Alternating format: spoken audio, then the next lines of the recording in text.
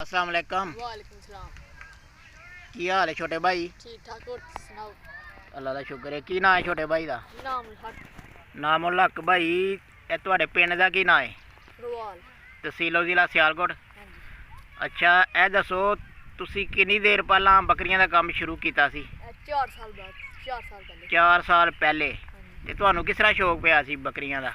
ਯਾਰ ਮੈਚ ਪਾ ਆਪਣੇ ਪਾਪਾ ਨੂੰ ਗਿਆ ਸੀ ਛੋਟੀ ਜਿਹੀ ਬੱਕਰੀ ਲੈ ਕੇ।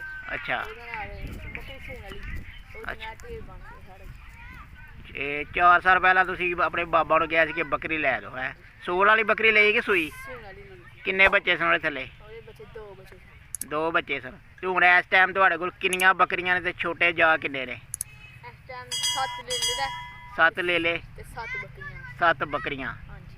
ਤੇ ਸੂਈਆਂ ਬੱਕਰੀਆਂ ਕਿੰਨੀਆਂ ਤੁਹਾਡੇ ਕੋਲ? ਸੂਈਆਂ ਬੱਕਰੀਆਂ ਸਾਡੇ ਕੋਲ 4 ਨੇ।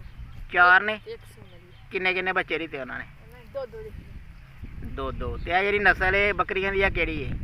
ਮੋਨੀ ਨਸਲ ਹੈ। ਮੋਨੀ ਯਾਨੀ ਦੋਗਲੀ ਨਸਲ ਹੈ। ਹਾਂਜੀ ਦੋਗਲੀ ਨਸਲ ਹੈ। ਅੱਛਾ, ਠੀਕ ਹੋ ਗਿਆ। ਤੇ ਬੱਕਰੀਆਂ ਨੂੰ ਕੋਈ ਮਿਰਚ ਮਸਾਲੇ ਦਿੰਦੇ ਹੋ? ਹਾਂਜੀ ਦੁਨੀਆ। ਕਿਹੜੇ ਮਿਰਚ ਮਸਾਲੇ ਦਿੰਦੇ ਹੋ? ਮਸਾਲੇ ਦਿੰਦੇ ਆ ਦਾਲ ਵਿੱਚ ਰਾਜਮਾ ਮਸਾਲੇ ਪਾ ਕੇ ਦਿੰਦੇ ਆ। ਉਹਦੇ ਨਾਲ ਪਾਣੀ ਛਾਣੀ ਸਹੀ ਪੀਂਦੇ ਆ।